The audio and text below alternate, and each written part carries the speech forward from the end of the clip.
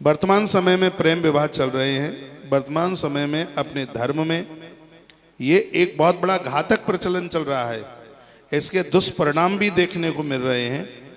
अधिकतर है बेटियों का जीवन इसके चलते बर्बाद हो रहा है। बुरा ना मानिएगा, वो आपकी बेटी है, वो मेरी भी बेटी है, वो आपकी बहन है, वो मेरी भी बहन है।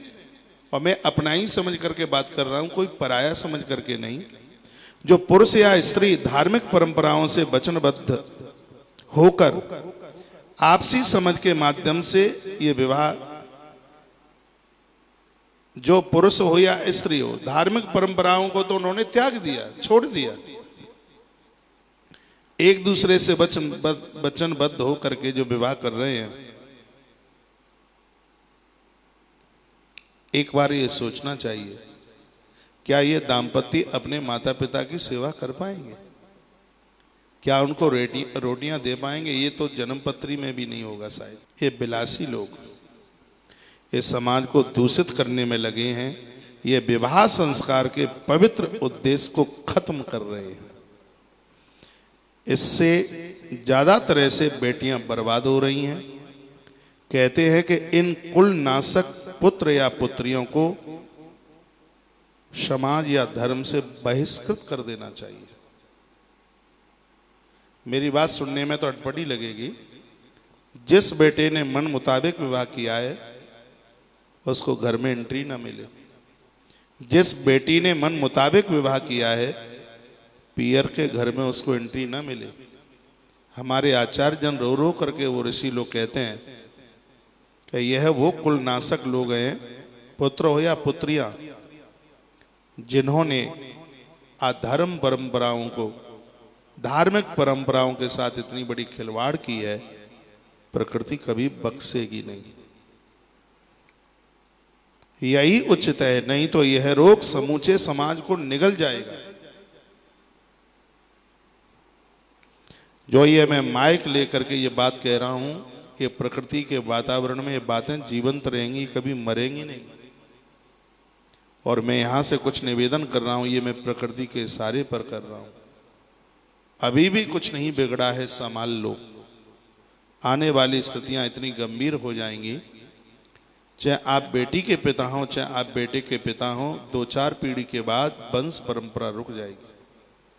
जो इस 10 साल में जो स्थिति हुई है, सब मंदिरों में धोख लगाई जा रही है, सब जगह आना जाना हो रहा है, संतान का जन्म नहीं हो पा रहा। क्यों? पाप चरम सीमा से ऊपर बढ़ रहा है।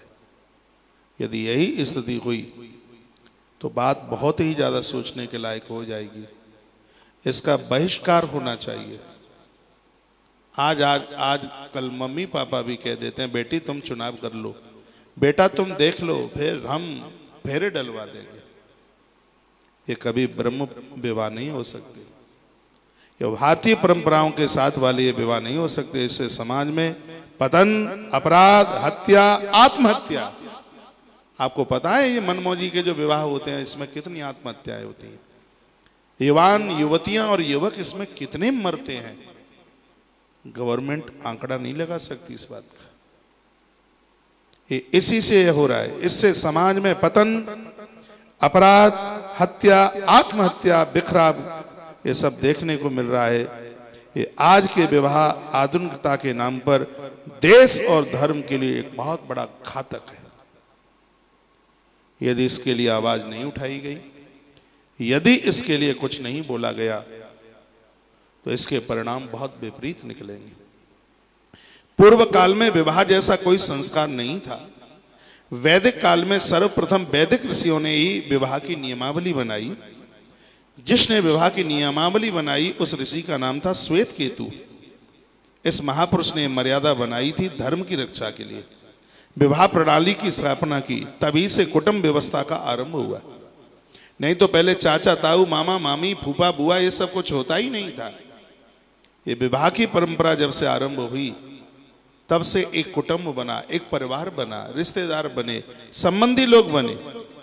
उन्होंने कहा था विवाह नहीं तो परिवार नहीं। महात्मा श्वेत केतु ने कहा था। अपनी ऋषि परंपरा को पढ़िए। महात्मा श्वेत केतु ने कहा था यदि विवाह नहीं तो परिवार भी नहीं, ऋषियों ने कहा था कि विवाह करके जीवन निर्वाह करना यह सभ्य लोगों की पहचान है। ये लिख लीजिएगा, धार्मिक परंपराओं के साथ विवाह करना, भैया विवाह करके जीवन निर्वाह करना ये सभ्य होने की पहचान है। विवाह संस्कार हिंदुओं में 16 संस्कारों में से एक प्रमुख संस्कार है।